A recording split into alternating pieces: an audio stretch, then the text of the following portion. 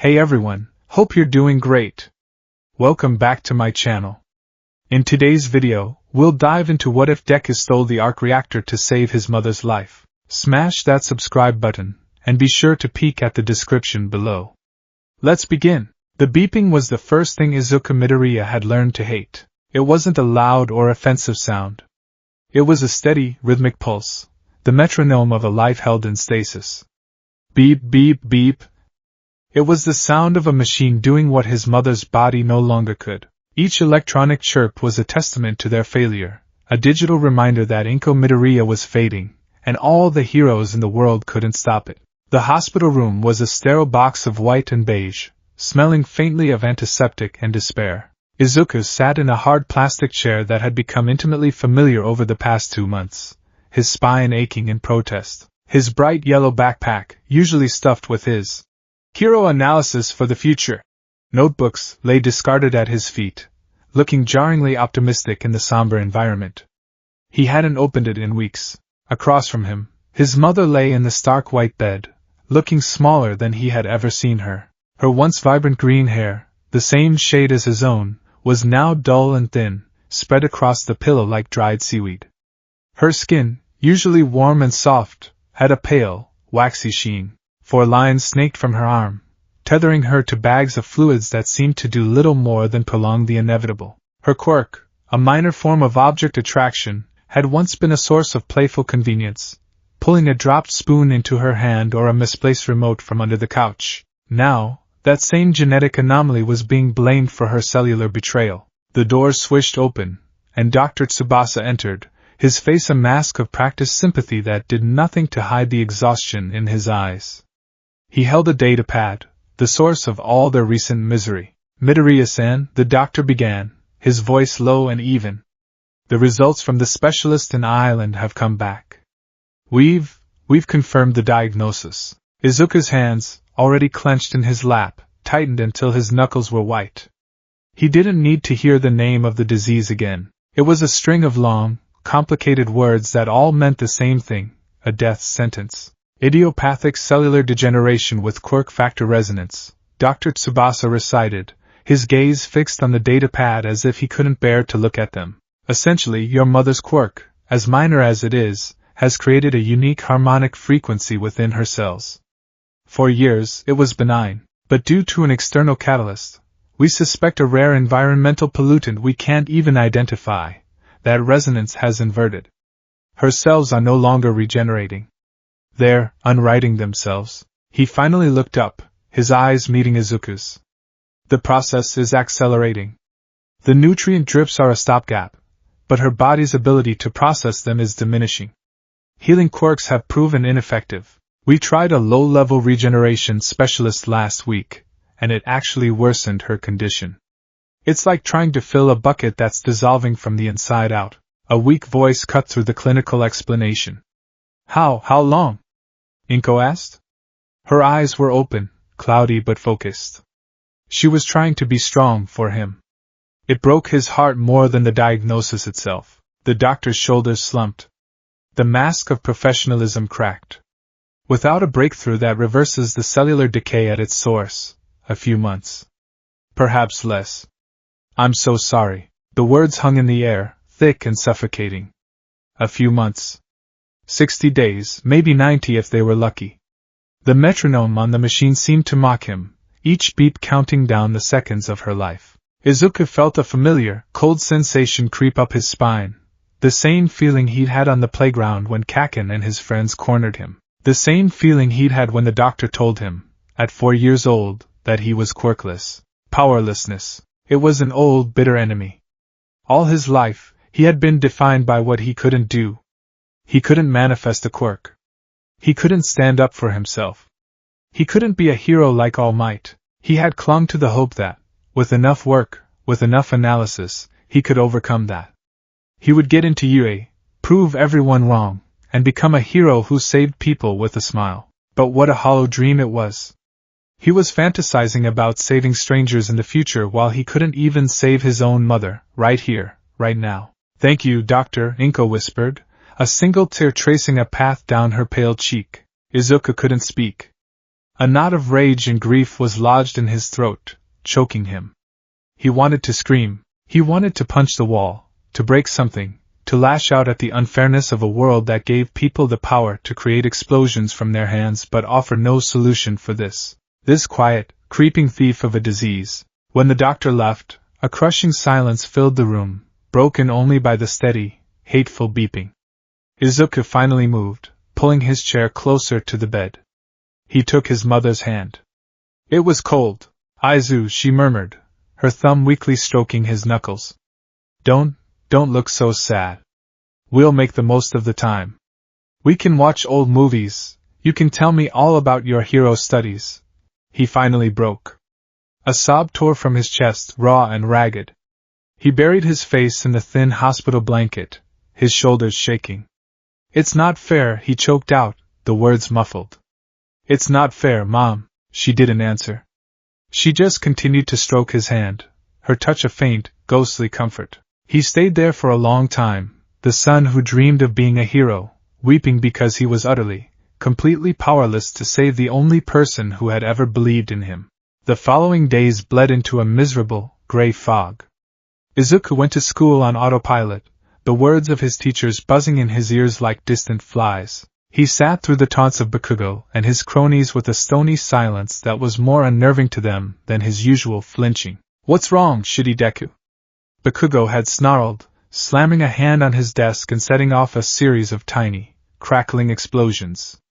"Cat got your tongue? Or did you finally realize you're a useless waste of space?" The old Izuku would have stammered, apologized, and tried to shrink into nothing. The new Izuku, the one hollowed out by a ticking clock, simply looked up. He didn't see a childhood rival or a future hero. He saw a boy with a powerful, destructive gift, a gift that was utterly useless for the one thing that mattered. The unfairness of it was a physical ache in his chest. He said nothing, just stared with empty eyes until Bakugo, unsettled, scoffed and walked away. His nights were a frantic, desperate spiral into research. His bedroom, once a colorful shrine to All Might, became a command center for an unwinnable war. The posters of smiling heroes seemed to mock him. He started turning them to face the wall. He began with legitimate science. He devoured medical journals, downloading papers on cellular biology, genetics, and degenerative diseases. His notebooks, the sacred repositories of his hero analysis, were now filled with a different kind of data. Instead of diagrams of hero costumes and quirk weaknesses, there were complex drawings of cell mitochondria, scribbled chemical formulas, and desperate, sprawling mind maps connecting obscure theories. Quirk factor resonance cascade. He wrote the words over and over, trying to break them down, to analyze them like an opponent. Resonance. A vibration, a frequency. Something was making his mother's cells vibrate incorrectly. Could you introduce a counter-frequency? A harmonic dampener? He spent 3 nights learning about sonocytology, the use of sound waves to destroy cells, wondering if it could be reversed. It was a dead end. He researched healing quirks. The best, like Yue's recovery girl, were out of reach, reserved for students and pro-heroes. He found a directory of private healers, but the prices were astronomical, far beyond what his mother's meager savings and his absent father's sporadic child support could ever cover. One consultation alone cost more than their rent for 3 months. Even then, Dr. Tsubasa had been clear, traditional healing quirks made it worse. They accelerated the flawed regeneration, like pouring gasoline on a fire. They needed something that didn't just heal, but rewrote the fundamental process. The dead ends piled up, each one a shovelful of dirt on his mother's grave. He felt like a man in a locked room, clawing at the walls until his fingers were raw. One night, bleary-eyed and fueled by cheap instant coffee, he stumbled down a new path. If legitimate science had no answers, he would turn to the fringe. He typed bioenergetics and cellular power source into a deep web search engine. The search led him into a strange, shadowy world of theoretical physics, corporate espionage, and forgotten science. He waded through crackpot theories and alien conspiracies, his analytical mind filtering the nonsense from the whispers of truth. He found a forum thread on a defunct engineering university server discussing suppressed energy technologies. Most of it was junk, but one post mentioned a collaboration from decades ago, between Howard Stark and a disgraced Soviet physicist, Anton Vanko. The project was supposedly about cold fusion, a clean, limitless energy source. Izuku's fingers flew across the keyboard. Stark. The name was legendary. Howard Stark, the genius industrialist of the pre-Quark era. His son, Tony Stark, was a living icon, a figure Izuku had pages on in his notebooks. Not a pro-hero in the traditional sense, he held no license from the Hero Public Safety Commission, but a global hero nonetheless. The man who single-handedly privatized world peace with his Iron Man armor. A man who, like Izuku, was born quirkless. A man who had built his own power. He dug deeper. He found a scanned copy of a single, heavily redacted page from a theoretical paper linked in the forum.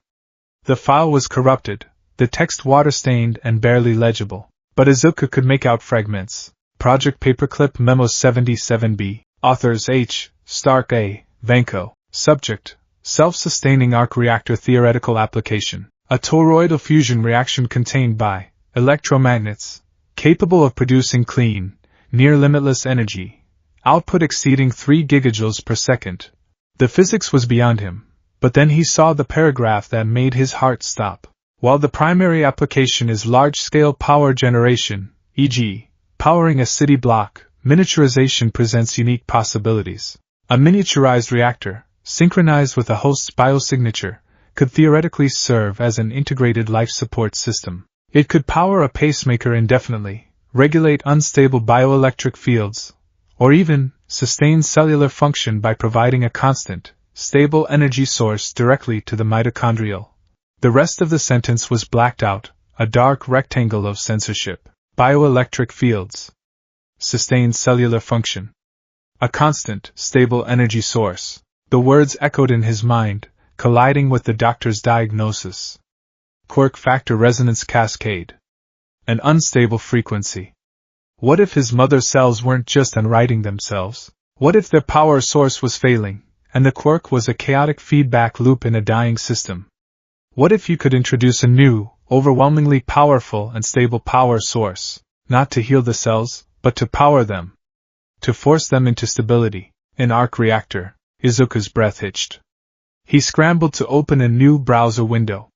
He typed in Tony Stark. The search results flooded his screen, images of the billionaire in expensive suits, in the Iron Man armor, at press conferences.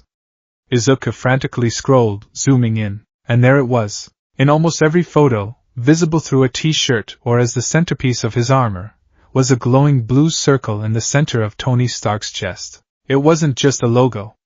It wasn't a fashion statement. Izuku remembered the story. Stark had been hit by a missile, and shrapnel was headed for his heart. A fellow captive, a doctor named Ensign, had built a crude electromagnet powered by a car battery to keep the shrapnel at bay. Stark had then miniaturized his father's arc reactor design to create a permanent, self-sustaining version. It was a life support system. The redacted paper wasn't just a theory. Tony Stark was a living, breathing proof of concept. His mind, trained by years of obsessive analysis, went into overdrive. He wasn't looking at a celebrity anymore. He was analyzing a subject. He pulled up news footage of the famous I Am Iron Man press conference. He watched it on a loop, ignoring the words, his eyes fixed on the device in Stark's chest. He screenshotted, enhanced, and magnified. The light it gave off wasn't harsh. It was a steady, calming blue, pulsing in time with Stark's heartbeat. He dove back into the forums, this time with a specific target. Engineering subreddits, Stark Industries conspiracy threads, tech blogs. He filtered through the hero worship and the wild speculation, hunting for data. He found it in a post by a former Stark Industries intern who had been fired for leaking technical specs. The post was a long, bitter rant, but it contained a goldmine of information. Everyone thinks the arc reactor is just an electromagnet.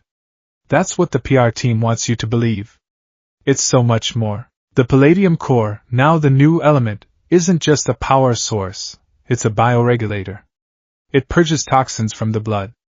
It stabilizes the body's electrical field. Stark had palladium poisoning from the old model, and the new one literally saved his life on a cellular level. There were even whispers in RD about medical prototypes, devices that could theoretically halt degenerative diseases by overriding the body's flawed systems with a perfect, clean energy signature. The project was shelved, deemed ethically ambiguous and too expensive, but the prototypes exist.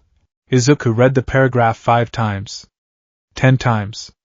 The words burned themselves into his retinas. Medical prototypes. Halt degenerative diseases, overriding the body's flawed systems. This was it.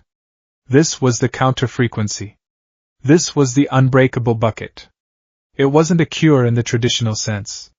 It was a bypass. A way to cheat the system, to force life where there was only decay. It was a miracle forged from palladium and physics. A new kind of hope, fierce and terrifying, surged through him. It was a hope so bright it was painful, because it was born from an impossible, insane idea. These prototypes were locked away in the most secure building on the planet, the personal property of a billionaire genius. They were as unreachable as the moon. For a moment, the hope flickered and died, and the cold despair washed over him again. He was just a quirkless, powerless middle school kid. He couldn't even stand up to Kaken, let alone infiltrate Stark Tower. It was impossible. He slumped back in his chair, the glow of the monitor illuminating the tears welling in his eyes. He was going to lose her. He had found the answer, the one key that could unlock her prison, and it was locked in a castle he could never hope to breach. The helplessness was absolute. His gaze drifted from the screen, from the image of the glowing blue circle, to the door of his bedroom. Beyond it, in her own room, his mother was sleeping. Her breaths were shallow, punctuated by a faint, wheezing rattle that had started last week. A new symptom. A new crack in the dissolving bucket. The metronome in the hospital echoed in his memory. Beep, beep, beep. A few months. Something inside him snapped. It was the quiet, final snap of a frayed rope giving way. All his life, he had followed the rules. He had waited for a power to be given to him. He had accepted his lot. He had dreamed of being a hero the right way, by being chosen, by being worthy, by following the example of All Might, the ultimate symbol of justice and truth. But what was justice in a world that let his kind, gentle mother wither away?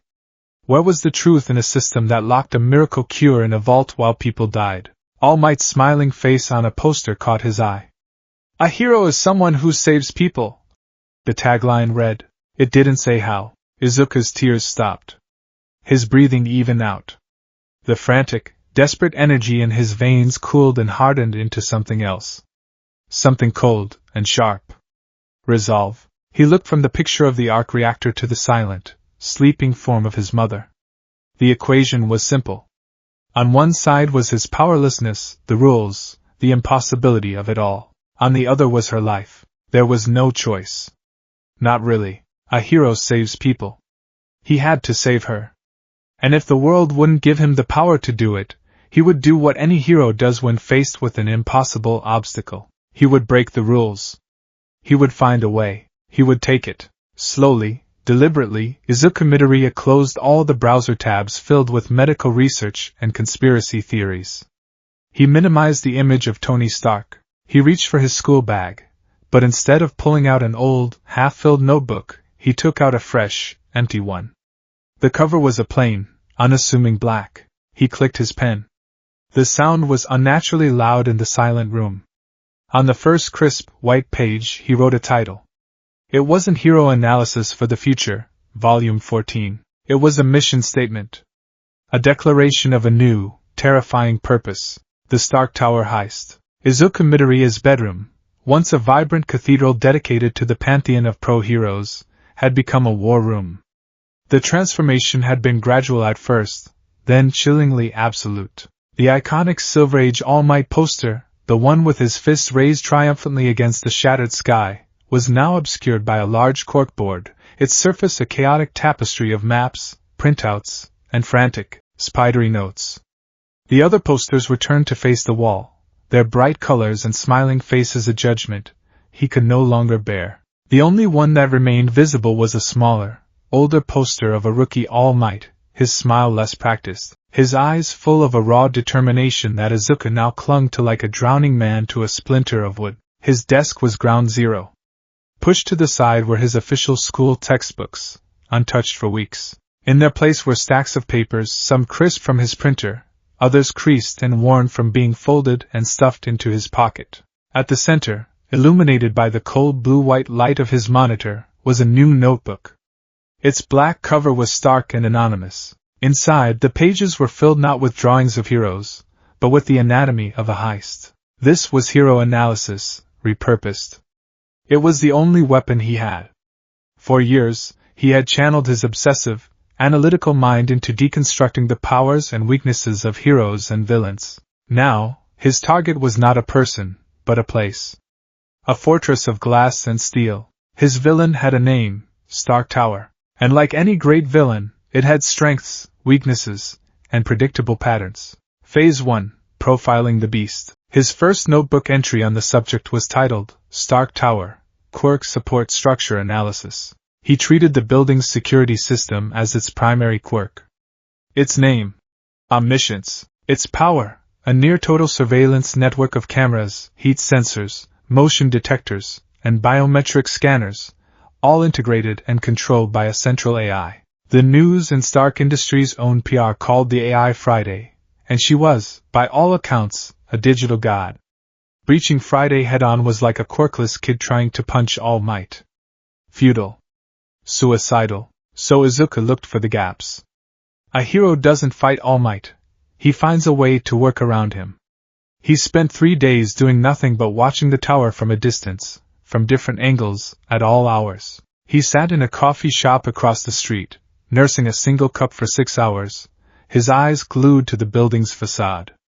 He sat on a park bench, pretending to read, charting the paths of window-washing drones. He bought a cheap pair of binoculars and, from the roof of a public library 2 blocks away, he watched the rooftop, mapping its sensor arrays and patrol routes. He learned that the tower wasn't a monolith. It was a complex ecosystem. The top floors, Tony Stark's penthouse and private labs, were an impenetrable fortress. But the lower and mid-levels were a semi-public space, housing corporate offices, PR departments, and even a few high-end commercial tenants. Thousands of people moved in and out every day. An ecosystem meant patterns. And patterns meant vulnerabilities. His analysis shifted from technology to people. He began profiling the security staff, giving them code names in his notebook as if they were C-list heroes. Guard A, Lobby, Night Shift Captain Caffeine. Quirk, Jitters. Tends to abandon posts for 3 to 5 minutes every 90 minutes to refill his thermos at the staff kitchen. Predictable. Window of opportunity, small but reliable. Guard C, Loading Bay Talk a Lot. Quirk, Social Butterfly. Spends an inordinate amount of time chatting with the late-night delivery drivers. Security is lax during these interactions. His focus is external, not internal. A potential blind spot. He cross-referenced public employee records he found on social media with a map of the building. He discovered the tower's cleaning and maintenance crews weren't Stark employees. They were outsourced to a third-party company, Clean Sweep Services. Their security clearance was lower, their access protocols less stringent. They were the building's soft underbelly. Their access cards opened service corridors, maintenance shafts, and janitorial closets. The tower's circulatory system, hidden behind the walls. This was his point of entry. Not through the front door, not by hacking the mainframe, but through the mundane, overlooked world of the people who took out the trash. He downloaded the public blueprints of the tower, the ones filed with the city's zoning commission. They were basic, lacking the detailed security overlays, but they gave him the building's bones. He spent hours tracing the HVAC ducts, the service elevator shafts, the plumbing systems. He cross-referenced these with photos from news reports and grainy tourist videos uploaded online, slowly, painstakingly building a three-dimensional map in his mind. He found a ventilation shaft on the 12th floor, marked on the blueprints as a main exhaust route, that seemed to lead directly upwards towards the RD floors. It was small, cramped, and likely filthy, but it was a path that no camera, and no guard, would be watching. The plan was beginning to form, a shadowy scaffold built from human error and architectural oversight. He wasn't a super hacker. He was an urban spelunker, a student of systems, and he would crawl through the guts of the monster to get to its heart. Phase 2, the digital ghost. While the physical infiltration relied on low-tech solutions, Finding his specific target required a digital touch. He couldn't afford to be clumsy. A single misstep in Stark's digital world would bring the full weight of a tech god down on him. He became a ghost. He never used his home computer for the sensitive searches. He rotated between 3 different public libraries, always paying for the computer time in cash, his face obscured by a hoodie and a disposable medical mask. He used a chain of free, low-grade VPNs, bouncing his signal across 3 continents. It wouldn't stop a dedicated professional for long, but he was counting on not being noticed in the first place. His target was the information from the bitter ex-intern's post, the medical prototype arc reactor. He needed to confirm its existence, and more importantly its location. He started by trying to access Stark Industries' internal servers directly. It was a fool's errand. Firewalls rose up like digital fortresses, silent and impassable. He was a boy with a paperclip trying to pick the lock on a bank vault. He pulled back immediately, his heart hammering in his chest, terrified he had already tripped an alarm. But there was nothing. His attempt was so amateurish it likely didn't even register as a threat, dismissed by the system as background noise. He changed tactics. He couldn't go through the front door. He needed a key. He returned to the source, the disgruntled intern. He scoured the web for any other posts, any other digital breadcrumbs left by this CodeMonkey_X. He found him on a retro gaming forum, complaining about his new job. In another thread, a week before he was fired, CodeMonkey_X had been bragging about his access at Stark Industries, trying to impress another user. User 22, no way you have access to the RD servers. Those things are locked down tighter than Stark's ego. CodeMonkey_X, LOL not for us interns. They give us access to the medical archive server so we can study old projects. The password is a joke. My cat could guess it. Something about how much Stark's old man ruled. Izuka's breath caught. It was a long shot, a breadcrumb that was months old. The password would have been changed. It had to have been. But corporations, even hyper-advanced ones, could be lazy. An intern server for archived projects might not be a top security priority. He found a login portal for the Stark Medical Division's intranet, a page clearly meant for remote access. It asked for a username and password.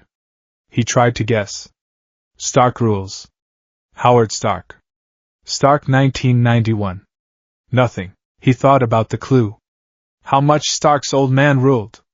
He thought about the year Howard Stark had died, 1991. He thought about corporate vanity. He typed, username, intern_access, password, Howard Rules 1991. He hit enter. For a second, the page just loaded. Then, it resolved. A simple, text-based file directory appeared on his screen. He was in. His heart felt like it was going to beat its way out of his ribs. He had done it. It was a side door, left unlocked out of sheer, arrogant laziness, but it was a door. He was standing in the digital hallway of Stark Tower. He worked quickly, his hands shaking. He couldn't browse. He had to know what he was looking for. He used the search function, typing in Arc Reactor Medical Prototype. One file appeared. A project file. Project Caduceus. He clicked it. It was a full project summary, complete with schematics, testing data, and an inventory manifest. It described a modified arc reactor, Model 7M, designed not to power a suit of armor, but to be a fully integrated biosustaining unit. It detailed the device's ability to regulate metabolic functions, purge blood toxins, and provide stable, clean energy directly to a subject's cellular structure. It was designed for exactly what the intern had said, halting degenerative conditions. Then he saw the test results. There were only animal trials. The project had been effective, wildly so. A test subject with a neurodegenerative disease had its symptoms completely arrested, but there were side effects. The initial energy sink was volatile. The report noted a 20% failure rate on integration, resulting in massive cardiac arrest. The final entry was a memo from Tony Stark himself. Project Caduceus is shelved indefinitely. The potential for good is outweighed by the risk. We're in the business of saving lives, not rolling the dice on them. A 20% failure rate is a 100% failure in my book. We'll revisit when we can guarantee a stable sync. Keep the functional prototypes in cold storage. Lock it down. T.S. Attached was an inventory manifest. 3 prototypes. Their location, RD Lab 3, Sublevel 7, Floor 72. Izuku stared at the screen, a wave of nausea and exhilaration washing over him. He had it. The target. The location. He also had the terrifying knowledge that this miracle cure had a 1 in 5 chance of instantly killing his mother. For a moment, his resolve wavered. Was he really contemplating this?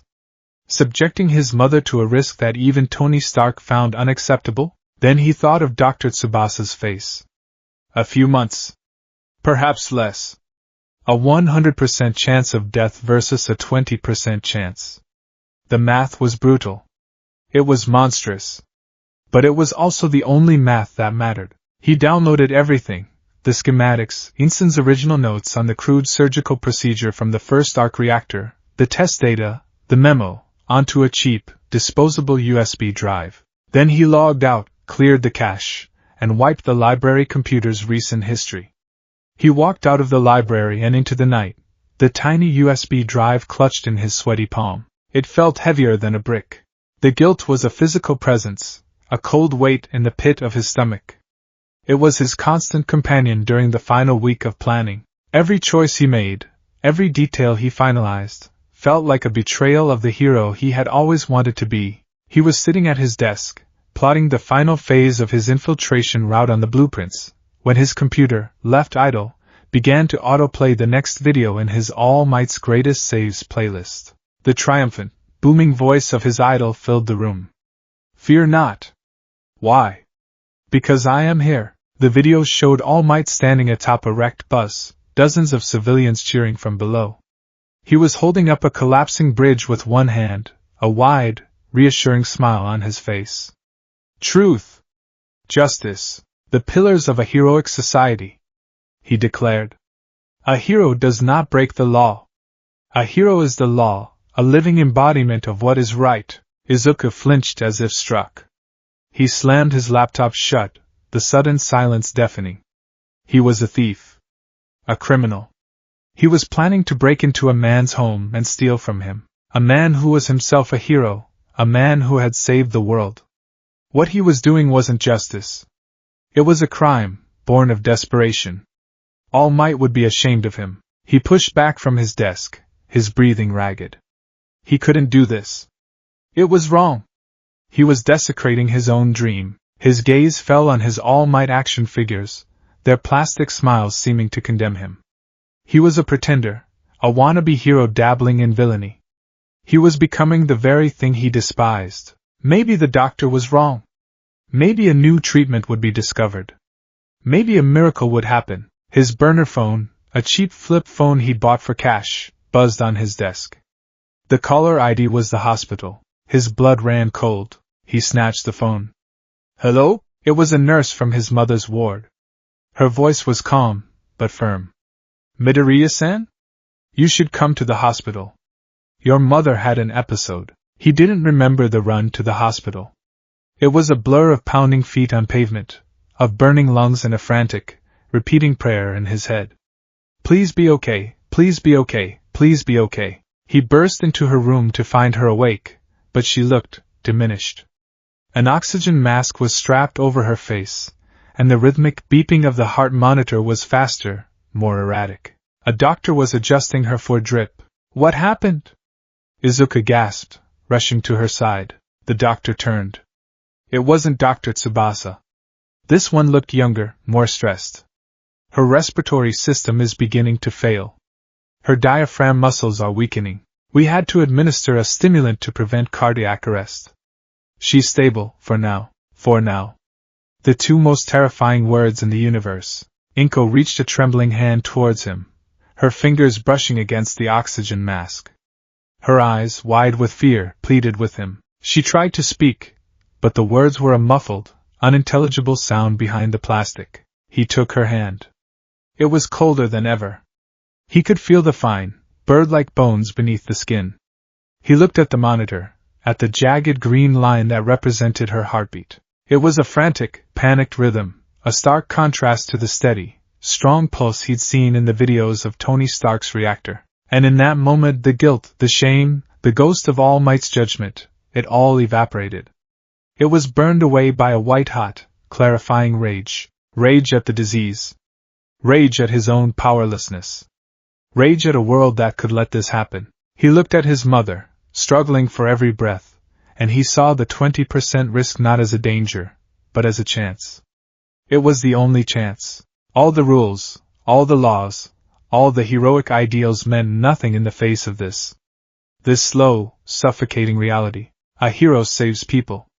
That was the first rule. The only rule that mattered. All other rules were just details. He squeezed her hand. He leaned in close, his forehead almost touching the cold plastic of her mask. "I'm going to fix this, Mom," he whispered, his voice thick with an intensity that scared even him. "I promise. I'm going to fix this." She couldn't understand his words, but she saw the look in his eyes. The fear in her own gaze softened, replaced by a flicker of trust, the same boundless trust she had always had in him. It was a heavier burden than any law. He stayed until she fell into a medicated sleep. He walked out of the hospital and into the cold night, his resolve no longer just hardened, but forged in the fires of absolute necessity. There was no more hesitation. There was no more doubt. There was only the mission. The final 24 hours were a blur of methodical preparation. He was no longer a desperate son. He was an operator getting his gear in order. Each item was chosen with the cold precision of his analytical mind. First, the costume. A plain black hoodie, baggy enough to conceal his tools. Black cargo pants with deep pockets. A black beanie and a medical face mask to hide his features. It was the generic uniform of a common thug, an anonymous silhouette. He laid it out on his bed, the dark fabric swallowing the light. It was the antithesis of a hero's costume, and it felt right. He wasn't announcing his presence with bright colors. He was becoming a shadow. Next, the tools. He emptied his yellow backpack, the one that had carried his dreams of UA, and began to fill it with the instruments of his crime. A small, sturdy crowbar, purchased from a hardware store 2 towns over. His analysis of the maintenance blueprints had shown that the vent cover on the 12th floor was an older model, held in place by simple bolts, but one was rusted shut. The crowbar was for leverage, brute force for a delicate operation. A pair of rubber-soled climbing shoes, bought from a second-hand sports shop. They were scuffed and worn, but the grip was good. They would be silent on the metal floors of the ventilation shafts. A roll of electrical tape. A small, high-powered flashlight with a red light filter to preserve his night vision. A pair of thick, leather work gloves. Then came the more specialized gear. He laid out a cheap, prepaid burner phone. It had only one number saved in it, a taxi service near Stark Tower. It was his only planned exit strategy. A laptop, also purchased second-hand for cash, its hard drive wiped and installed with a stripped-down, untraceable operating system. On it was the single piece of code he had written himself, a simple script designed to spoof the signal of a clean sweep services keycard for a 3-second window, just long enough to get through a single door. It was a clumsy, brutish piece of hacking, but it only needed to work once. Finally, there was the grappling hook. It was his own creation, a monstrous, ugly thing he had built in the seclusion of a local junkyard. It wasn't the sleek, high-tech gadget a pro-hero would use. The hook was a repurposed anchor bolt he'd salvaged from a construction site. The rope was 50 feet of high-tensile strength climbing rope, rated to hold 3 times his weight. The launching mechanism was the most crude part of all, a compressed air canister rig scavenged from an old nail gun, bolted to a metal frame. He had tested it 3 times, firing it at the junkyard's magnetic crane. It was loud, inaccurate, and the recoil almost broke his wrist. But it worked. It was his emergency exit, his one-way ticket out a window if everything went wrong. It was a tool of desperation. He packed it all into the unassuming black backpack, each item fitting into a specific place. The transformation was complete. The bright yellow bag of a hero in training was gone, replaced by the dark, heavy bag of a cat burglar. With his gear ready, he did one last thing. He took the USB drive containing the stolen Stark data and plugged it into his home computer. He created a new file, a simple text document. He wrote, "If you are reading this, it means I failed. Or I succeeded. Either way, what I have done, I did for my mother, incommitaria. The disease is real. The cure is in the file named Caduceus. It was the only way. I am sorry." He encrypted the file and the Caduceus data, hiding it inside a folder filled with his old hero analysis notes, a final, secret confession hidden in plain sight. He stood up and surveyed his room. The corkboard with its criminal schematics. The dark costume on his bed. The heavy bag by the door. His reflection in the dark monitor showed a stranger, a thin, determined boy with eyes that looked far too old. His gaze fell on the one remaining poster, of the young, determined All Might. It was as if his hero was looking at him, not with judgment, but with a question. Izuku turned off the light. He shouldered the backpack. The weight of it was immense, a physical manifestation of the choice he had made. He walked to the door of his bedroom, his hand resting on the knob. He was terrified. Every nerve in his body screamed at him to stop, to turn back, to accept the unwinnable fight. But then he heard it again, the echo in his memory, the frantic, desperate beeping of his mother's heart monitor. He took a deep breath, the air tasting of dust and ozone. He was no longer Izuku Midoriya, the quirkless fanba. Tonight, he was an analyst, an operative, a thief. Tonight, he was whatever he needed to be to save her. He opened the door and stepped out into the hallway, leaving the light of his heroic dreams behind him in the darkness. The heist had begun. The air outside was cold, biting at the exposed skin on Izuku's face. It was 2:17 a.m. The city, usually a vibrant symphony of light and sound, was muted, sleeping under a blanket of low-hanging clouds that swallowed the moonlight. It was the perfect night for a shadow to move unseen. Izuku stood in the alley across from Stark Tower, his body pressed against the cold, damp brick of a neighboring building. From here, the tower was a titan of modern mythology, a spear of black glass and glowing light that pierced the heavens. Its official name was the Stark Industries Japan headquarters, but everyone called it Stark Tower. It was a monument to the genius of one man, a vertical city humming with more power and technology than the entire district surrounding it. And he, a 15-year-old boy with a stolen blueprint and a heart full of desperate hope, was about to try and rob it. The absurdity of it was a lead weight in his stomach. He felt small, insignificant, a field mouse attempting to burgle a dragon's hoard. Every instinct screamed at him to run, to go back to his empty apartment, and crawl into bed and pretend this was all a nightmare. His burner phone vibrated in his pocket. A preset alarm. 2:20 a.m. Showtime. He pulled the black beanie lower on his forehead and adjusted the medical mask over his nose and mouth.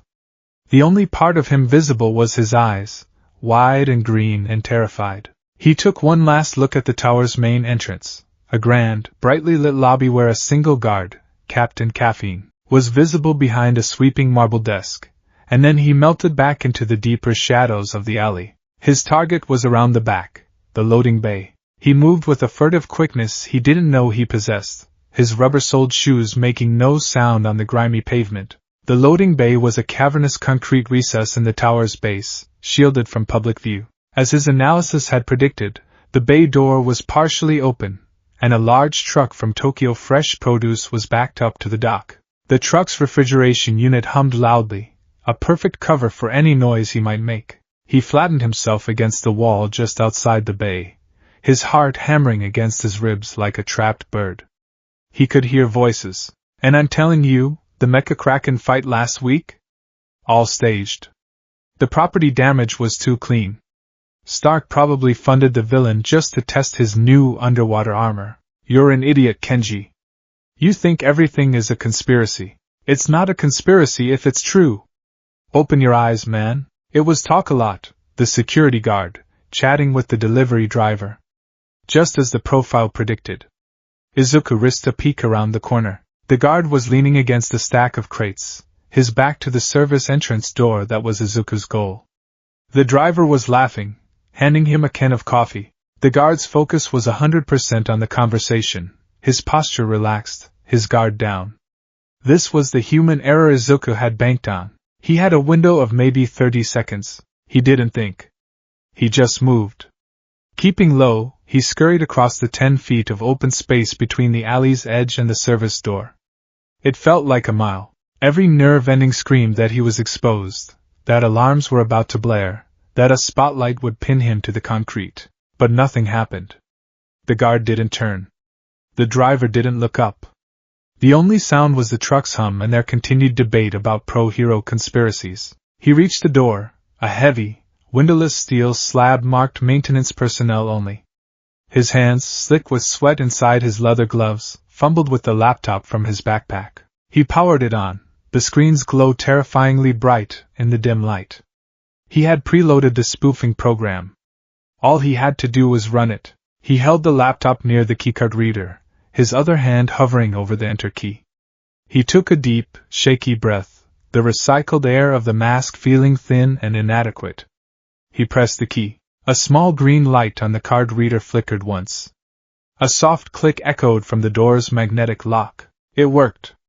His clumsy, amateur code had actually worked. He shoved the laptop back into his bag, grabbed the handle, and pulled. The heavy door opened with a low groan.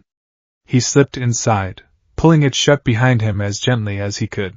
The latch clicked into place with the finality of a prison cell door. He was in. He was plunged into near-total darkness, the air thick with the smell of ozone and industrial cleaning solution. He stood completely still for a full minute, his ears straining, listening for the sound of approaching footsteps or the first shriek of an alarm. Silence. He flicked on his flashlight, the red beam cutting a narrow, bloody swathe through the gloom. He was in a narrow corridor lined with pipes and electrical conduits. This was the tower's skeleton, the unseen network that kept the gleaming beast alive. His analysis told him this corridor led to a maintenance stairwell, which in turn would take him to the 12th floor. He began to move, his steps deliberate and quiet. The silence was unnerving. It felt watchful. He couldn't shake the feeling that Friday, the tower's digital ghost, was aware of him, a single bacterium invading a pristine organism, and was simply choosing the right moment to annihilate him. He kept his flashlight beam low, scanning for the faint red lines of laser tripwires or the subtle gleam of a hidden camera lens. His notebooks had pages of diagrams of Stark brand security tech, gleaned from leaked patents and military contracts. He knew what to look for. He found the stairwell and began to climb. The rhythmic clang of his own footsteps on the metal stairs was deafening in the silence. He counted the floors as he went. 5, 6, 7. Each one was a small victory. His body was a thrumming knot of adrenaline and terror. This was real. He was doing this.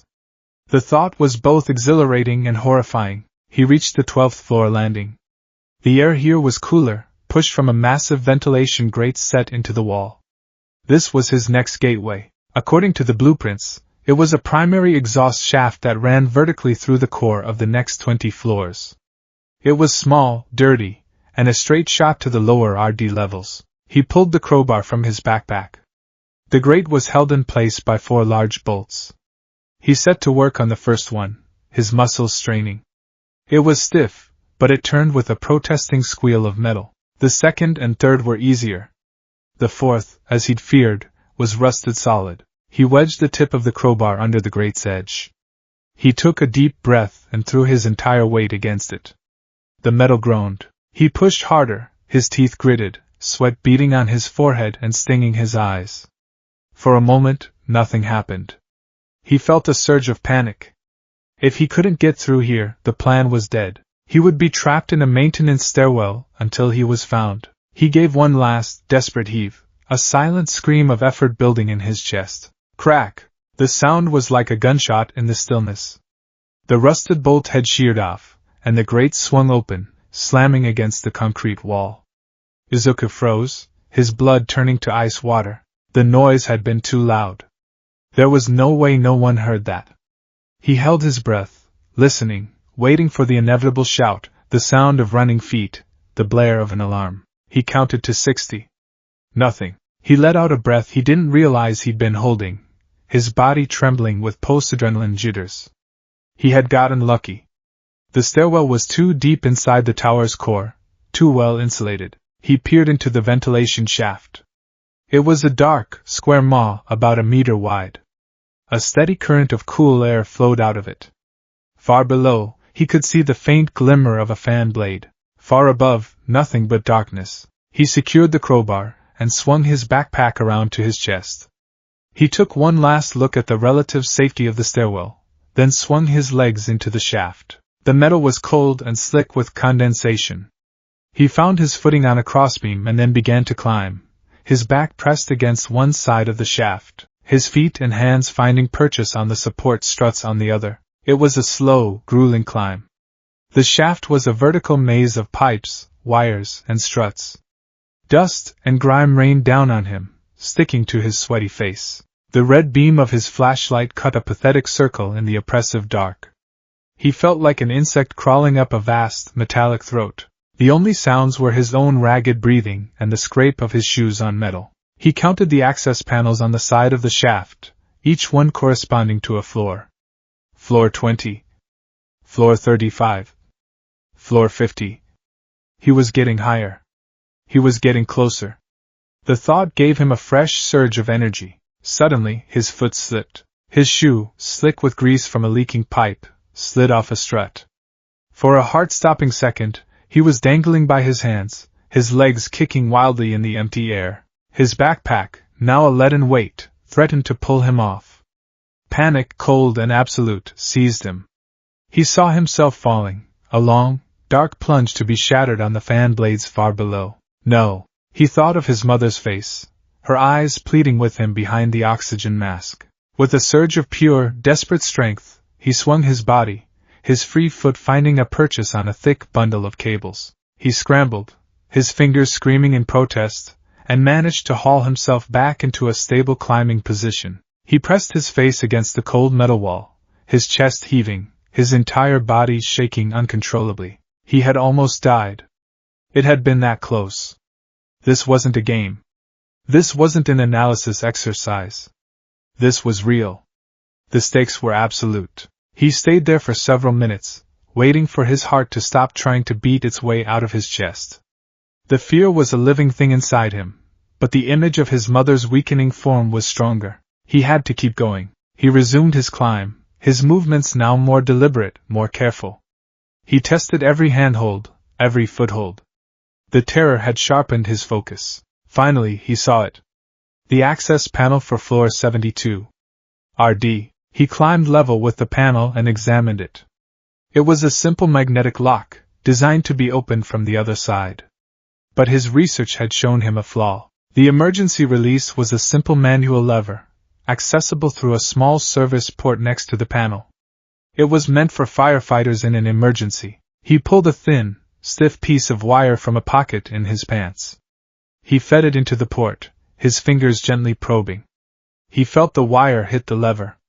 He pushed. There was a soft thunk, and the panel popped open. He scrambled out of the shaft and onto the floor of a dark, silent corridor. He had arrived. But this was a different world from the grimy maintenance areas. The air here was cool and filtered, smelling of sanitized metal and ozone. The floor was polished chrome, reflecting the faint emergency lights set into the base of the walls. This was the nerve center. This was Stark's inner sanctum. He consulted the memorized blueprint in his head. RD Lab 3 was at the end of this corridor. He began to move, his senses on high alert. The silence here was different. It wasn't empty. It was pregnant with unseen technology. He felt 1,000 digital eyes on him. He rounded a corner, and his heart leaped into his throat. A security drone, a sleek, disc-shaped machine, hovered silently in the middle of the hallway, its single blue optical sensor sweeping back and forth. It was a Stark SentryBot 5000. He had studied its schematics. Its motion sensors were so sensitive they could detect a change in air pressure. Its camera could read a newspaper from a mile away. He froze, flattening himself into a shallow alcove. The drone's blue light swept past his hiding spot, missing him by inches. It hovered for a moment, then continued its patrol down the opposite end of the hall. He realized his mistake. His plan to use the maintenance corridors was based on the idea that they were unmonitored. He hadn't accounted for mobile security units. He was out in the open. He waited until the drone was gone, then sprinted across the corridor to the door marked RD Lab 3. It was a seamless sheet of metal, with a sophisticated biometric hand scanner glowing next to it. He had no way through that. But his research, his obsessive digging, had given him another way. He dropped to his knees and looked at the base of the wall next to the door. Just as the janitorial service schematics had shown, there was a floor-level service panel for the lab's independent climate control. It was designed for a cleaning drone to access, a tiny automated vacuum that cleaned the lab's filters once a night. He pulled his crowbar out again. This was the most delicate part of the operation. He didn't pry. He used the flat edge to gently work his way into the almost invisible seam of the panel. He slid it upwards. It came free with a soft click. Behind it was a small opening, leading into a network of floor-level ducts. It was a space no larger than a coffin. It was also a direct path into the lab. He took one last look down the corridor, then squeezed himself into the opening, pulling the panel back into place behind him. He was in absolute, suffocating darkness. He had to crawl on his stomach, his backpack scraping against the top of the duct. The air was stale and recycled. Claustrophobia, cold and suffocating, began to close in. He focused on his breathing, on the schematics in his head. 20 feet forward, then a right turn. He crawled, the sound of his own movement unnervingly loud in the confined space. He reached the turn. According to the plan, there should be a floor grate directly above him. He reached up, his fingers brushing against the cold metal mesh. He pushed. It lifted easily. He poked his head up, surveying the room. He was in RD Lab 3. It was breathtaking. The room was vast and circular, the walls lined with holographic displays showing shifting streams of data. In the center of the room, on a raised dais, were workbenches littered with pieces of advanced technology, gauntlets from the Iron Man's suit, strange-looking energy weapons, half-finished prototypes for things he couldn't begin to comprehend. It was a god's workshop, and in the very center, on a pristine white pedestal, encased in a cylindrical glass display, was the arc reactor. It was exactly as the file had described. Smaller than the one in Stark's chest, this one was clearly a medical prototype. It glowed with a soft, steady blue light, a captured star pulsing with the promise of life. It was the most beautiful and the most terrifying thing he had ever seen. It was hope made tangible. He hauled himself out of the duct, his body aching. He stood for a moment, mesmerized by the glowing device. This was it. The culmination of all his planning, all his risk. He approached the pedestal. The glass case had no visible seams or locks. His research had told him it was a pressure-sensitive, biometric locked container. It was keyed to Tony Stark's DNA and would enter a permanent lockdown if tampered with improperly. But CodeMonkey_X, in his bitter rant, had also complained about the safety overrides. For emergency access, there was a manual bypass, a sequence of circuit breakers located in a panel at the base of the pedestal. Tripping them in the correct sequence would cut power to the magnetic lock and the biometric scanner for exactly 5 seconds before a silent alarm was triggered directly to Stark's personal server. 5 seconds. That was his window. He opened the panel. Inside was a bewildering array of switches and wires. His heart sank. It was more complex than the schematics had suggested. Stark must have upgraded it, but the core logic should be the same. He pulled out a small, laminated card from his pocket. On it, he had written the sequence from the file. Red 3, blue 5, green 2, yellow 1. His hands were shaking so violently he could barely hold the card. He took a deep breath. Think.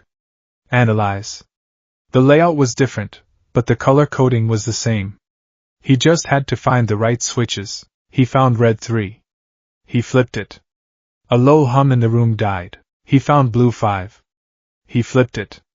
The lights on a nearby console flickered. Green 2, yellow 1. He flipped the last switch.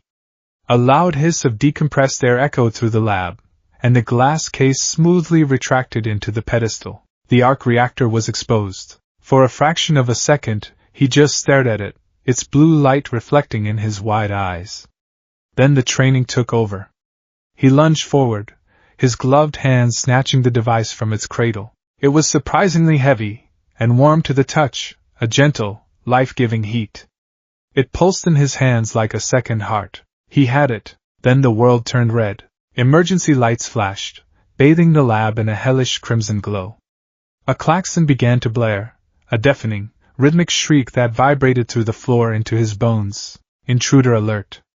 Level 7. RD Lab 3. Prototype removed. Lockdown initiated. A synthesized female voice, calm and cold, echoed from hidden speakers.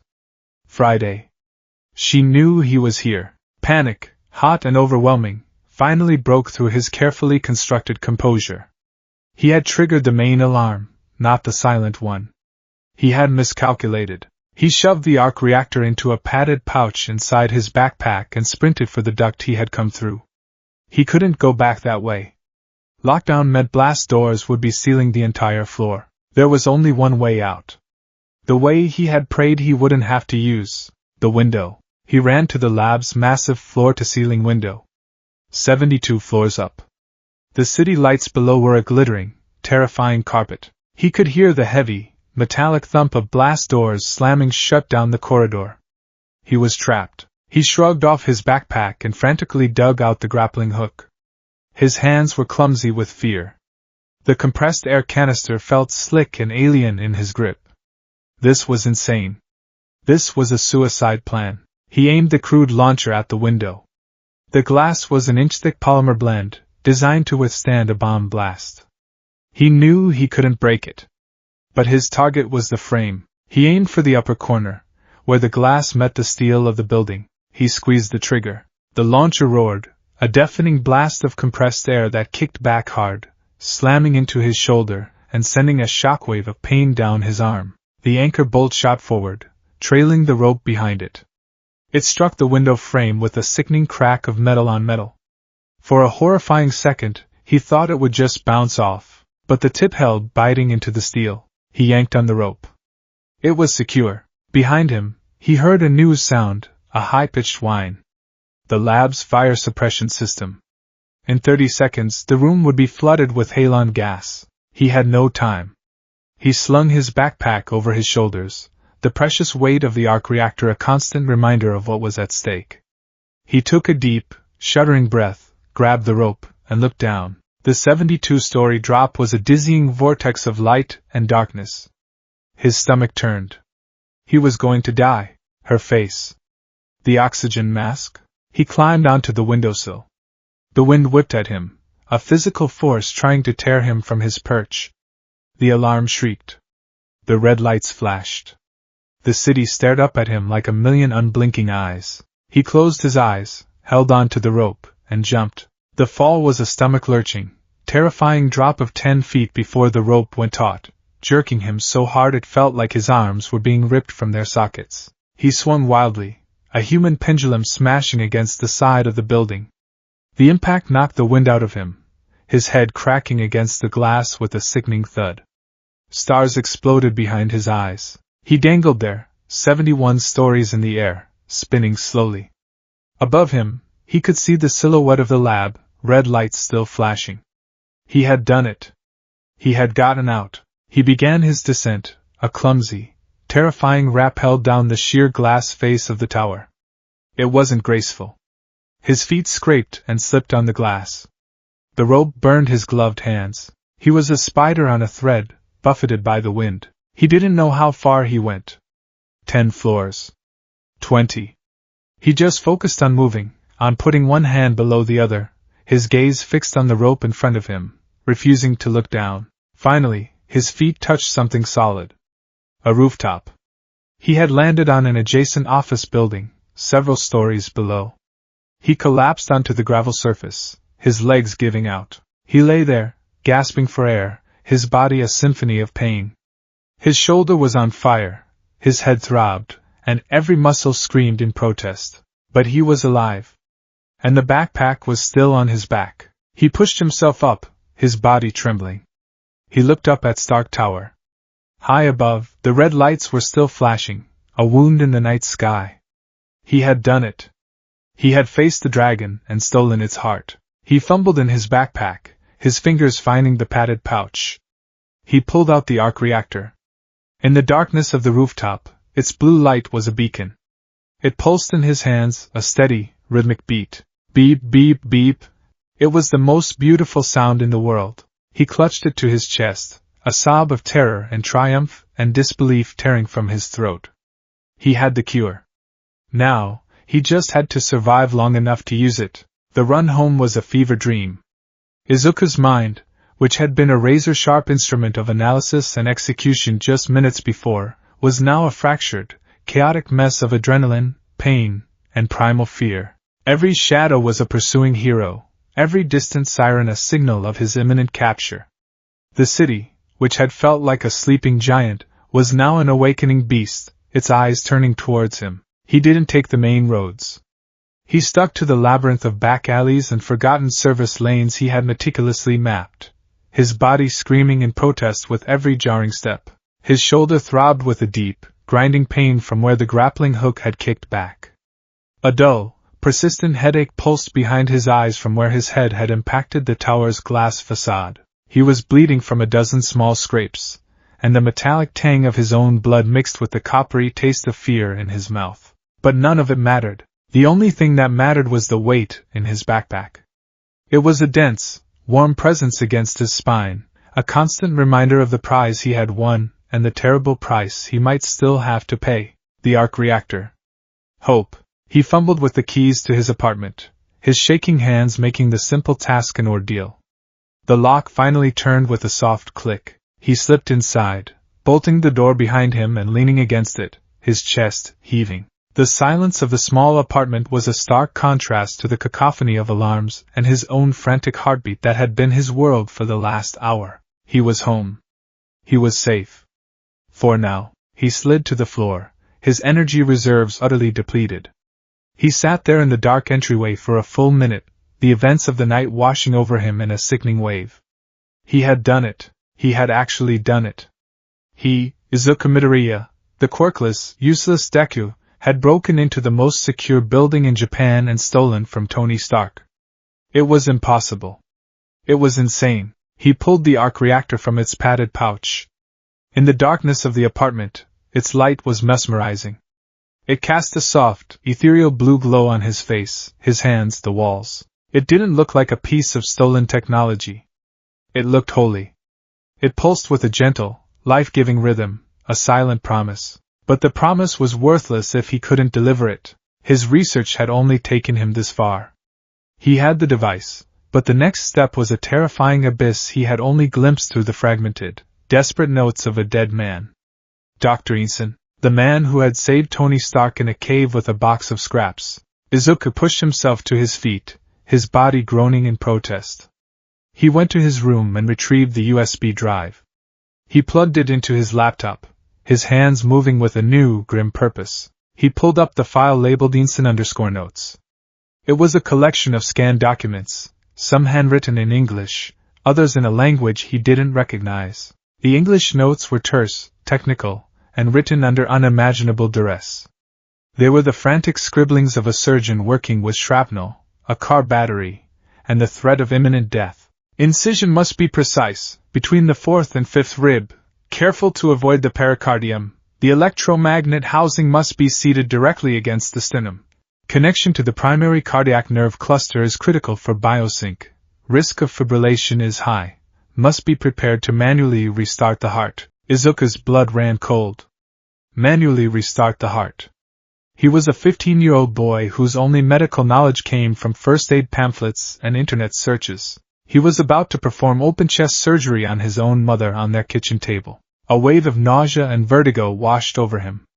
He stumbled to the bathroom and retched into the toilet, his body convulsing with dry heaves. He couldn't do this. He was a thief, not a surgeon. He was going to kill her. The 20% failure rate from Stark's memo wasn't a statistic anymore.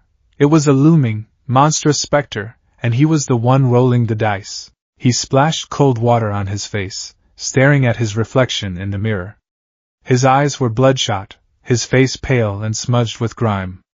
A dark bruise was already forming on his temple. He looked like a cornered animal. A few months. Perhaps less. Dr. Tsubasa's voice echoed in his mind, her face struggling for breath behind the oxygen mask. There was no other way. Going to a real hospital was impossible. No doctor would perform this illegal, experimental procedure. They would confiscate the reactor, and he would be arrested. His mother would be left to die while he rotted in a juvenile detention center. The heroic choice and the selfish choice were, for once, the same. He had to do it himself. Resolve, cold and brittle, settled over him again. He would not fail. He could not fail. He would follow Inson's notes to the letter. He would become what he needed to be, a surgeon. The preparations were a grim parody of a real operation.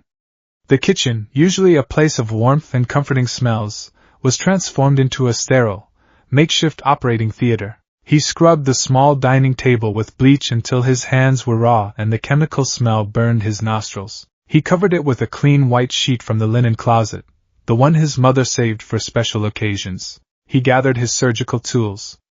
The sharpest knife from the kitchen block. A pair of pliers from his father's old toolbox. A needle and thread from his mother's sewing kit. He sterilized them all by boiling them in a pot on the stove, the steam hissing in the silent apartment. He laid them out on a clean dish towel next to the table. They looked crude, barbaric. He needed medical supplies. He raided their first aid kit, pulling out antiseptic wipes, gauze, and medical tape. It wasn't enough. He needed more. He needed anesthetic. He couldn't buy any, not without a prescription. He looked in the medicine cabinet. His eyes landed on his mother's sleeping pills, the ones the doctor had prescribed for her pain and anxiety. They were strong. Too many would be lethal. But maybe a carefully measured dose would be enough to render her unconscious, to spare her the horror of what he was about to do. It was another terrible gamble and a night full of them. He crushed 3 pills into a fine powder and dissolved them in a small glass of water. The final, most difficult step was bringing her home. He couldn't just walk into the hospital and check her out. He called the nurse's station, his voice disguised, intentionally cracking with false emotion. "Hello? This is Hisashi Midoriya," he said, using his estranged father's name. I've just flown in. I want to bring my wife home. I know her time is short. I want her to be in her own bed." There was a pause. The nurse was hesitant. "Sir, we really don't advise that. Her condition is very fragile. Please," Izuku begged, pouring every ounce of his real desperation into the lie. "I've spoken to her. It's what she wants. To be home. We'll sign any waiver you need." It took 20 minutes of pleading, of invoking patient autonomy and end-of-life wishes, but they finally, reluctantly, agreed. An hour later, a medical transport ambulance brought her home. Izuku met them at the door, his face a mask of feigned grief and relief. The medics were gentle, helping him settle her into her bed. They left him with a portable oxygen tank and a somber "call us if you need anything." As soon as they were gone, Izuku went to her room. Inko was weak, but her eyes were lucid. She looked around her bedroom, a faint, sad smile on her lips. "It's good to be home, Aizu," she whispered, her voice raspy. Guilt, sharp and piercing, stabbed him. He was betraying her trust in the most profound way imaginable. "Mom," he began, his voice trembling. "You need to rest. The doctor said you need to sleep. I have some water for you. It has medicine to help with the pain." She looked at the glass in his hand, then at his face. She saw the tension in his jaw, the haunted look in his eyes. She was a mother. She knew something was wrong, but she was also tired, so incredibly tired of fighting. She nodded weakly. He held the glass to her lips, his hand shaking so much that water sloshed onto the sheets. She drank it down, her trust in him absolute and heartbreaking. "Thank you, my baby," she murmured, her eyelids already growing heavy. "You're a good son." The words were like a physical blow. He had to bite his lip to keep from crying out. He sat by her bed, holding her hand, as the drugs took hold. Her breathing deepened, becoming the slow, regular rhythm of sleep. Within 10 minutes, she was deeply unconscious. Now, he lifted her from the bed. She was terrifyingly light, a fragile collection of bones and failing organs. He carried her to the kitchen and laid her gently on the sheet-covered table. Her head lolled to the side, her green hair fanning out on the white cloth. She looked like a sacrifice on an altar. He stood over her, the sterilized tools laid out, the arc reactor glowing on the counter beside him. The full weight of what he was about to do crashed down on him. He was standing on a precipice, and a single misstep would send them both plunging into the abyss. He pulled up Inson's notes on his laptop, propping it up on the counter. His eyes scanned the diagrams, the terse instructions. He put on a pair of disposable gloves and took the sterilized kitchen knife in his hand. The metal was cold and alien. His first cut was a moment of pure, crystalline terror. He pressed the tip of the knife against his mother's skin, just below her collarbone. He had to push. He had to break the skin of the woman who gave him life. Tears streamed down his face, blurring his vision. His hand trembled. A hero saves people. The thought was an anchor in the storm of his fear. He took a breath, wiped his eyes with the back of his gloved hand, and pushed. The knife sank in. A thin line of red welled up, shockingly bright against her pale skin. He had done it. He had crossed a line from which there was no return. He followed the diagram from Inson's notes, making a precise, rectangular incision over her sternum. The work was slow, gruesome. He was no surgeon. His hands were clumsy. Every layer of tissue he cut through was a fresh wave of horror. He could see the pale white of her ribs, the delicate membrane of the pericardium pulsing with the faint, fluttering beat of her heart. He was sweating profusely, the fabric of his shirt sticking to his back. The smell of blood, coppery and clinical, filled the small kitchen. He had to stop twice, his stomach churning, fighting back the urge to be sick. Each time, he forced himself to look at her peaceful, sleeping face, at the blue-white tinge of her lips that spoke of oxygen deprivation, and he found the strength to continue. He used the pliers to retract her ribs, just as the diagram showed. The sound was a wet, sickening crack that echoed in the silent apartment. He had to bite down on his own hand to keep from screaming. He had broken his mother's bones, but now he had a clear view of her sternum. This was where the device had to go. He retrieved the arc reactor. It was still warm, its blue light a stark contrast to the red gore of the open wound. He held it in his hands for a second, a silent prayer on his lips, and then he pressed it into the cavity he had created. It settled against her sternum with a soft, wet click. The hardest part was next. The biosync.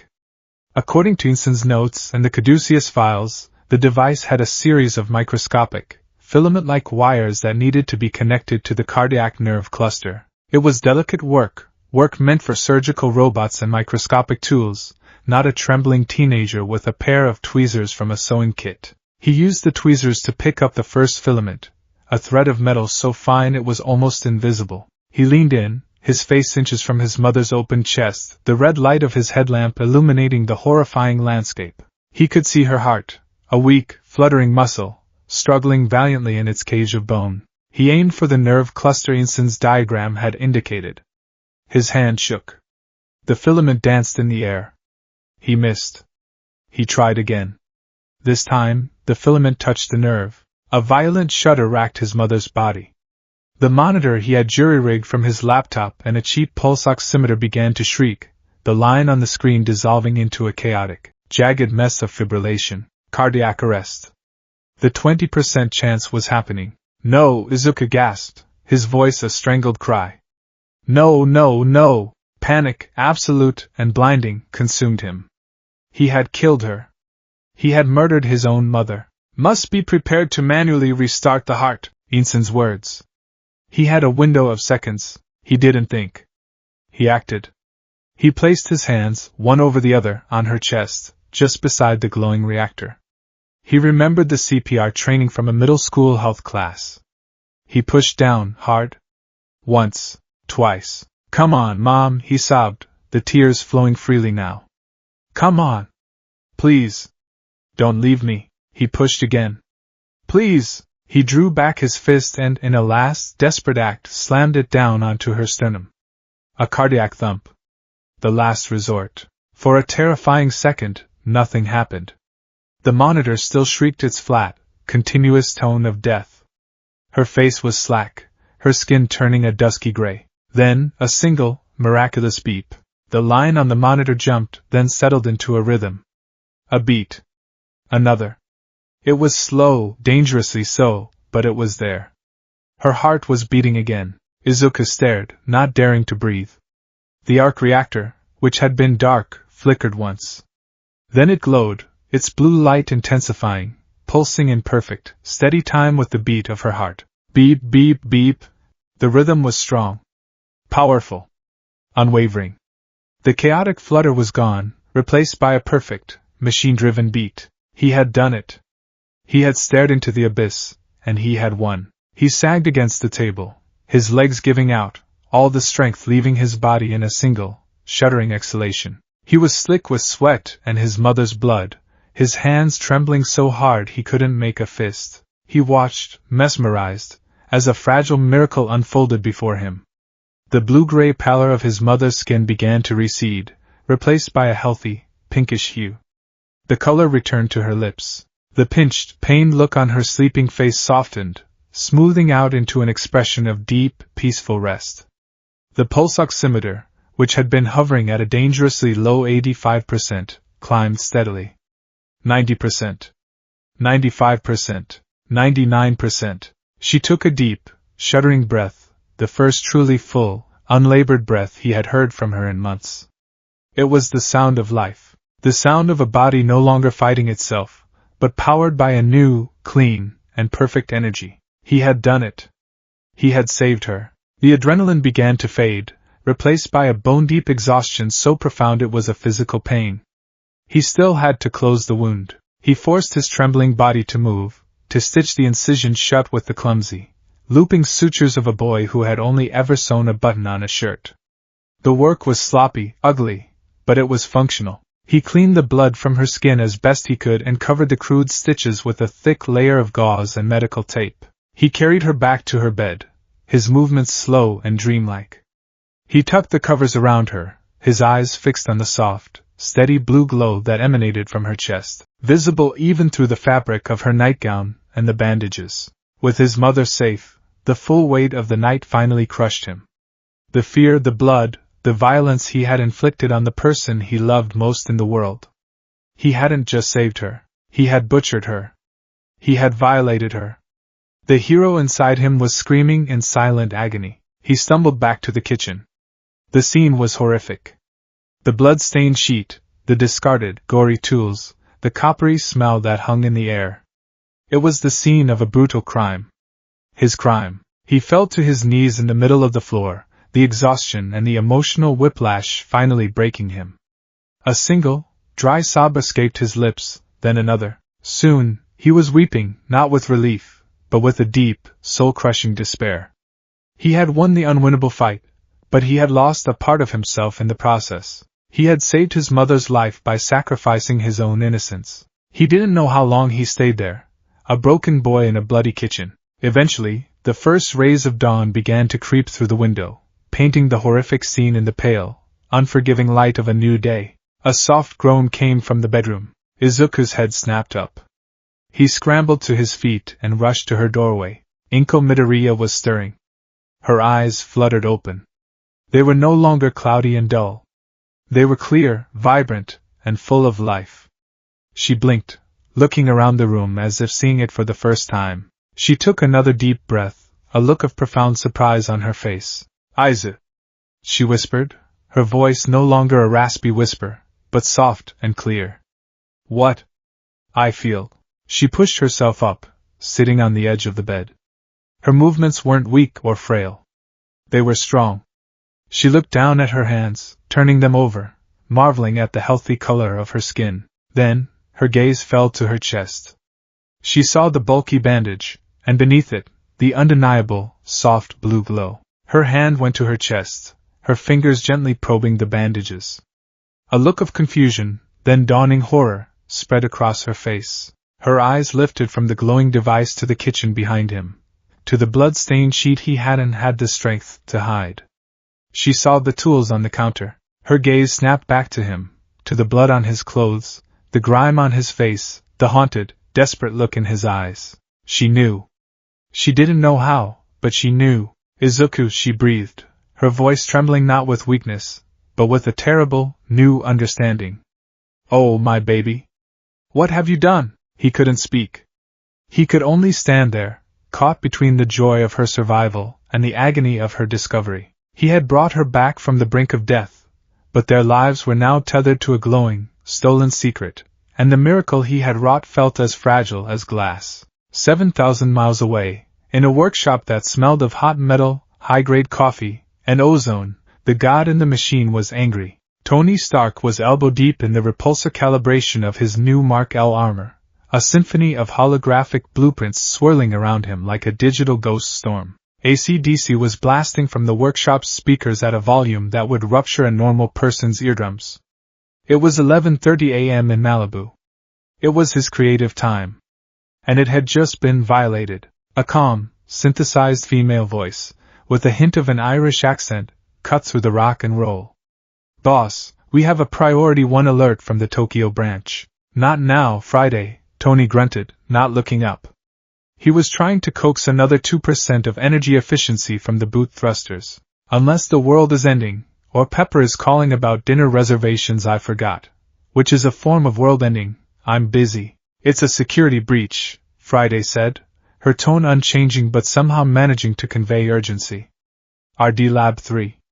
Floor 72. That got his attention. Tony straightened up, wiping grease from his hands with a rag. The holograms around him froze. He swiped a hand through the air, and the music cut out abruptly, leaving a ringing silence. "RD? That's not possible," he said, walking towards the central console. "Those labs are sealed tighter than a politician's bank records." "What was it? A corporate espionage team? 10 rings? Did a pro-hero sneeze too hard and trip a sensor?" "Negative," Friday replied.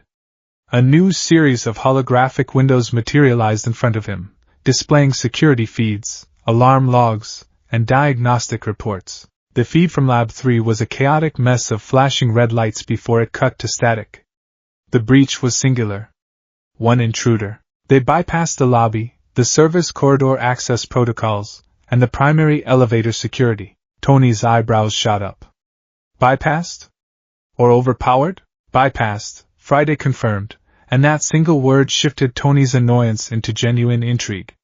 The entry point was a maintenance corridor in the loading bay. The intruder spoofed a clean sweep services keycard for a 2.8-second window. The code was rudimentary. Brute force. But effective. A janitor with a grudge and a hacking tutorial? Tony scoffed, though he was already leaning closer, his eyes scanning the data streams. What did they take? A stapler? My private stash of blueberry jelly beans? Negative, boss, Friday's voice was grave. They ascended to the 72nd floor via a primary ventilation shaft. Manual access. They then bypassed the lockdown protocols on RD Lab 3 and removed a prototype from cold storage. Tony went very still. There were only a few prototypes on that floor he would consider truly irreplaceable. Which one? A 3D schematic appeared in the air between them, rotating slowly. It was a small, intricate cylinder of wires and metal, glowing with an internal blue light. The arc reactor, Model 7M, Project Caduceus, Friday stated. The air in the workshop seemed to drop 10 degrees. Tony's face, which had been a mask of arrogant curiosity, hardened into something cold and dangerous. The last time he had felt this specific blend of anger and violation was when Obadiah Stane had ripped the reactor from his own chest. This wasn't just a theft of property. This was a violation of his sanctum. Someone had walked into his private workshop, his place of creation and failure, and stolen a piece of his past. A very specific piece. They took a non-functional, high-risk medical prototype. Tony's mind was racing, connecting dots at light speed. They didn't take the weapons tech from Lab 1. They didn't take the advanced repulsor designs from Lab 2. They went straight for Caduceus. This wasn't a smash and grab. This was a surgical strike. He paced the length of the workshop, the bare concrete cold under his feet. This is personal, he muttered, more to himself than to the AI. They knew what they were looking for. They knew where it was, and they knew how to get to it. He stopped, turning back to the console. Friday, give me everything. Every scrap of data. I want to see how this ghost got into my house. Pulling all relevant logs now, boss. For the next hour, Tony Stark, the man who had privatized world peace, dedicated his entire formidable intellect to the anatomy of a single crime. He wasn't just a victim. He was a rival engineer dissecting a competitor's work. The initial anger began to cool, replaced by a grudging, infuriating sense of admiration. Okay, so they use a low-tech keycard spoofer to get in the back door, Tony narrated, his fingers flying across holographic interfaces, replaying security logs from a dozen different angles. Smart. They identified the weakest link, the outsourced grunts. They didn't attack my fortress. They sweet-talked the stable boy. He watched a ghost-like thermal signature slip past the oblivious security guard. They knew the patrol routes. They knew Takalot Kenji's coffee break schedule. This wasn't luck. This was homework. They studied us. He followed the intruder's path up the stairwell. He saw the point where they forced the vent on the 12th floor. He analyzed the audio logs, the sharp crack of the rusted bolt shearing off. Balza, he murmured. That noise should have triggered a dozen acoustic sensors. Why didn't it, Friday? The stairwell is a designated vertical firebreak, boss.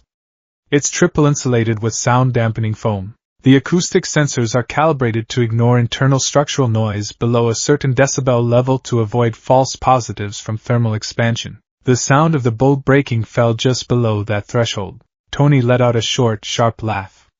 It was a sound devoid of humor. They knew that. They must have. They read the fire code. They read the damn construction specs. Who does that? He watched the thermal signature crawl up the ventilation shaft, a slow, arduous journey.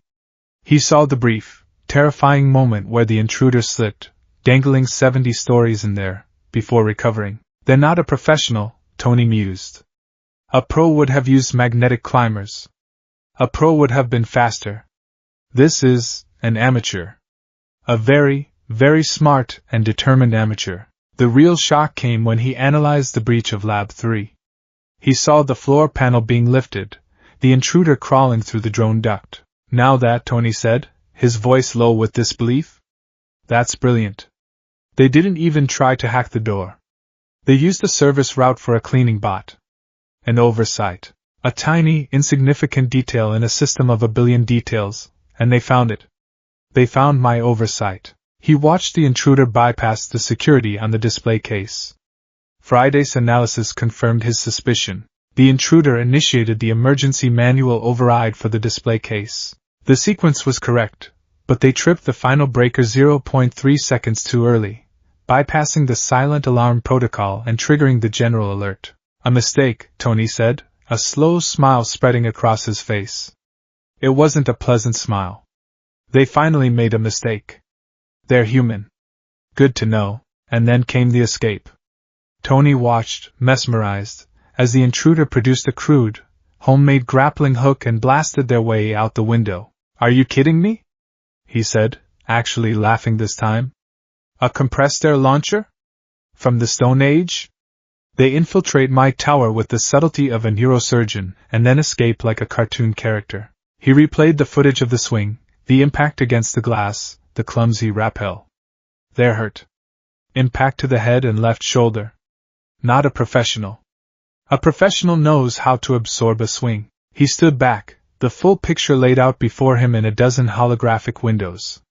It was a contradictory masterpiece of a crime. High intellect, low tech, surgical precision followed by brute force desperation. It was a plan forged from genius and absolute, raw nerve. This wasn't a team, Tony declared, his voice ringing with certainty. This was one person. Someone with an engineer's brain but none of the resources. Someone who couldn't afford the fancy toys, so they relied on the one thing they had, intelligence. They didn't out-hack me. They outthought me. The anger returned, but it was different now. It wasn't the fury of a man who had been robbed. It was the righteous indignation of a grandmaster who had been outplayed by an unknown challenger in a game of his own invention. Friday, he commanded. Forget the police. Forget the pro-heroes. They'll be looking for a high-tech thief, a villain with a tech-based quirk. They're hunting a ghost. This is my mess. I'll clean it up. He brought up a new screen. Let's build a profile. Who needs a prototype medical arc reactor? Not a terrorist, not a rival corporation. They'd want the weapons tech. This is for a person. One specific person. Someone is dying. He began a new line of inquiry, cross-referencing data points with lightning speed. The thief was smart, likely young, with an obsessive personality. The kind of person who does deep dive research. The kind of person who fills notebooks. Friday. I want every digital breadcrumb this ghost might have left. Check the library servers near the tower. Check university networks, engineering forums, medical databases. Search for any combination of arc reactor, bioenergetics, cellular degeneration, Eason, and Howard Stark. Find me the person who was asking the questions before they had the answer. Querying now, boss. This may take some time. Then you'd better start, Tony said, his eyes gleaming with a predatory light. This kid, whoever they are, they looked into the abyss and didn't blink. They walked into the lion's den and took my favorite cub. I'm not just going to find them. He paused, looking at the schematic of the crude grappling hook. He thought of the desperate, clumsy escape. He thought of the brilliant, insane infiltration. It was the work of someone with nothing to lose, and a mind that was, frankly, terrifyingly similar to his own. I'm going to find them, he repeated, his voice dropping to a near whisper. And then I'm going to offer them a job. The digital net Tony cast was vast and intricate. For 2 days he barely slept, subsisting on coffee and the thrill of the hunt. Friday's processors hummed, sifting through petabytes of data, searching for a single, anomalous whisper in a hurricane of digital noise. The pro-heroes and the Tokyo police were, as Tony predicted, chasing phantoms. The news was ablaze with speculation. A new tech villain named Glitch or Override. A team of international mercenaries. A coordinated attack by the League of Villains. They were looking for a formidable opponent, a powerhouse.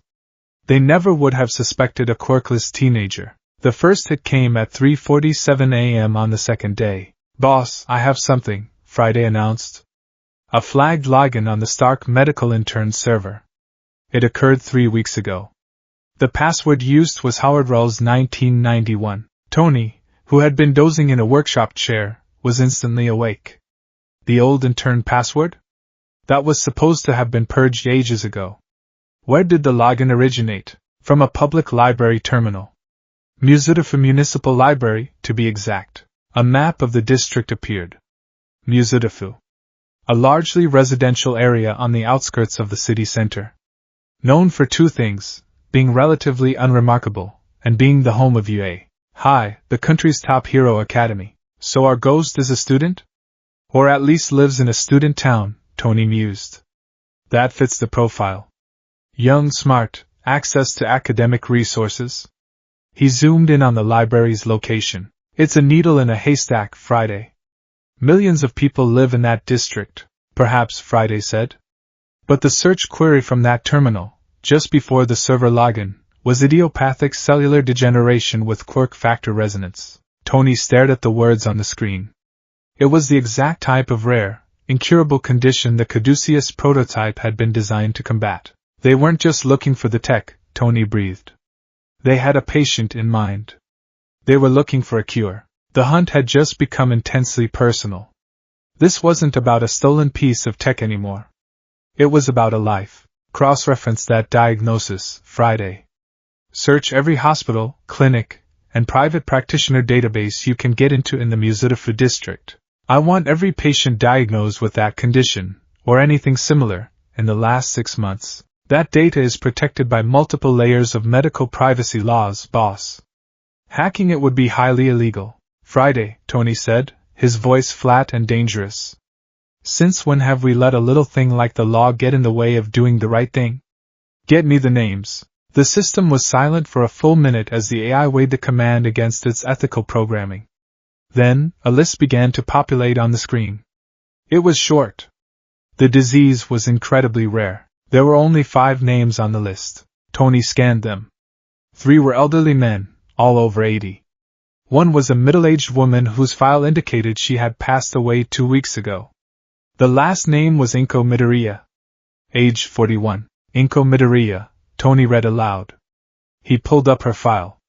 The details were sparse. A widow, single mother. Low-income household. Quirk, minor object attraction. Diagnosis confirmed 6 weeks ago. Prognosis, terminal. She has a son, Tony said, his eyes flicking to the family details. Izuchimidaria. Age 15. Quirk, none. Tony froze. A quirkless 15-year-old boy. Living in Muzudafu. His mother is dying from a rare disease. A disease that could, theoretically, be treated by a stolen piece of his own technology. The clumsy, brilliant, desperate profile of the thief clicked into place with an almost audible snap. Friday, Tony said, his voice barely a whisper. Show me everything you can find on Izuchimidaria. The boy's life story unfolded in a series of data points. School records, average grades except for an off-the-charts aptitude in analytical and strategic thinking exercises. Disciplinary record, multiple incidents of being disciplined for antagonizing other students, though witness reports from his file suggested he was usually the victim, often defending someone else. The name Katsuki Bakugo appeared again and again. Then Friday pulled up his online footprint. It was a shrine to hero worship. Forum posts on pro-hero fan sites under the username Deku_might. Detailed, almost pathologically obsessive analyses of hero fights. Speculation on quirk mechanics. He had even written a detailed breakdown of Tony's own Iron Man armor, pointing out 3 minor structural weaknesses that Tony himself had only just patched in the Mark L. Tony stared at the screen, a strange feeling dawning on him. He was looking at a mirror.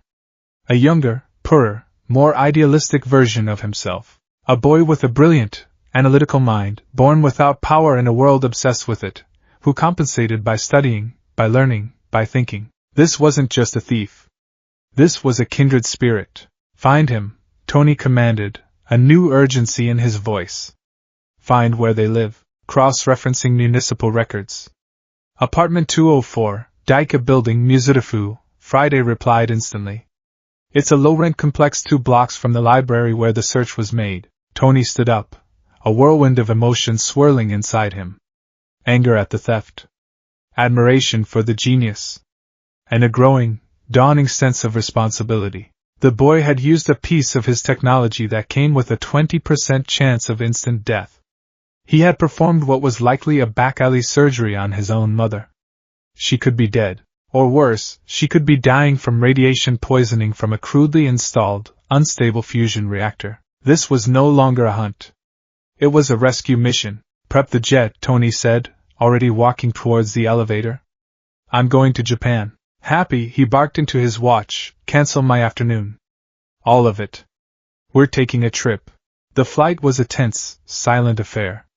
Tony wasn't in the mood for champagne or witty banter. He spent the entire journey reviewing the Caduceus files, the schematics for the prototype, and the scant notes from Eason. He was preparing for the worst-case scenario, arriving to find a dead woman and a heartbroken boy, or a woman suffering from acute palladium poisoning, just as he had. He was packing a full medical stabilization kit and a new, stable, fully tested arc reactor, the same model that currently hummed in his own chest. He landed at a private airfield outside Tokyo, bypassing customs with the casual indifference of a man who considered international borders a mild inconvenience.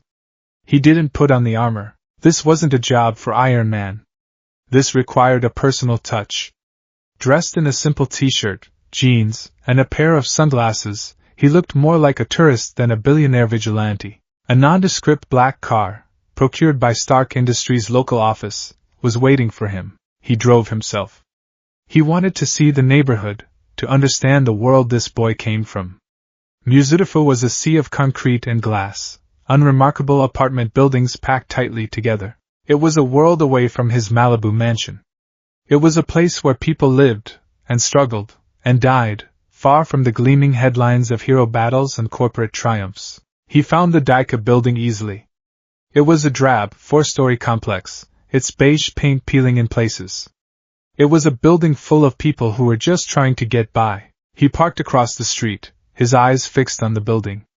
The sun was beginning to set, casting long shadows across the street. Friday, he said quietly, his voice barely disturbing the silence of the car. Scan the building. Thermal imaging. Look for a non-standard energy signature. Scanning now, boss. He waited, his heart pounding with a strange mix of dread and anticipation. He was about to confront the boy who had outsmarted him. He was about to witness the outcome of the most desperate gamble he had ever seen. "Sir," Friday's voice was soft in his ear. "Thermal imaging confirms a non-standard energy signature consistent with an arc reactor from inside apartment 204. Tony's breath hitched. So, he had succeeded in the surgery. But was she alive? "I am also detecting 2 distinct life signs from within the apartment," Friday continued. "Both appear to be stable." Stable. The boy had done it. He had pulled off the impossible. He had stared into the face of a 20% failure rate and won. Tony Stark took off his sunglasses, his expression unreadable. He looked at the simple, unassuming window of apartment 204. Behind that window was a boy with a mind like a steel trap, a will of iron, and the nerve of a goddamn saint. A boy who had broken every rule for the noblest reason. He got out of the car. He wasn't Iron Man, the invincible hero. He wasn't Tony Stark, the vengeful billionaire. He was just a man who had come to meet the only other person on the planet who truly understood what it was like to build a heart to save a life. And he had a lot of questions.